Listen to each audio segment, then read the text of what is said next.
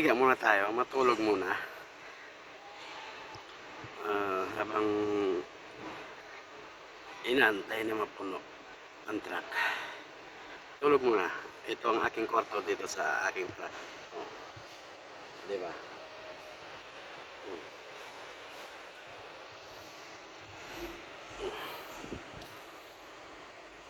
May bahay-bahayan din ako dito. Para pag puno na, may lakas sa biyahe. Di ba? And malayo-layo din ang ating tatakbuhin. Bacolod, Negros Occidental. Kaya dapat habang naglo-loading, pahinga muna. Idlip-idlip muna. Ay, shout out dyan sa aking mga kasamaan sa Saudi Arabia, sa Europe, sa Croatia, at sa Canada, kay Paring Iner. Pare, kumusta? Ingat kayo dyan. Si Ernie sa Saudi, si Paring Tax, kumusta? Ingat-ingat. Si Tuto Mar sa Croatia. Ingat ka dyan sa pagdadrive. Alam ko araw-araw na sa biyahe ka. Kay Tutong Manamba sa Dammam, Saudi Arabia. Mga kasamahan ko yan dati.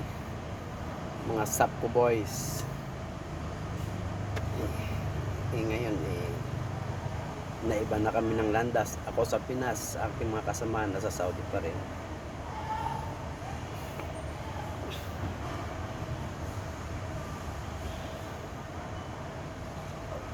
Panda rin natin ating electric fan at medyo mainit.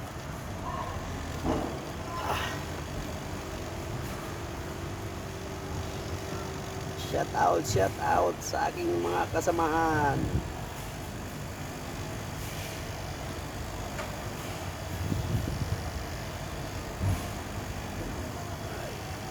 Relax muna habang naglo-loading.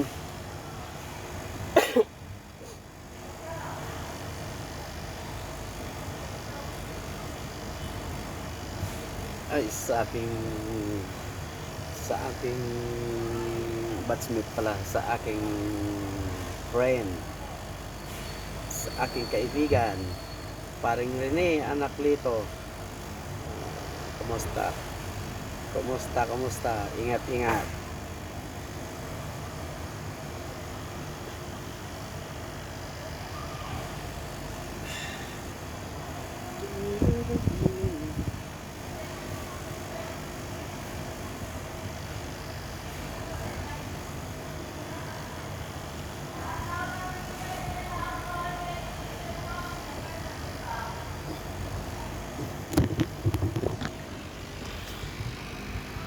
Sa kabilang driver, nakahiga din sa manibela.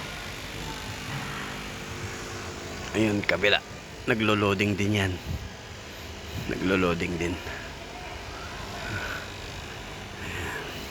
Ayun ang aking mga baon, panglaban sa antok.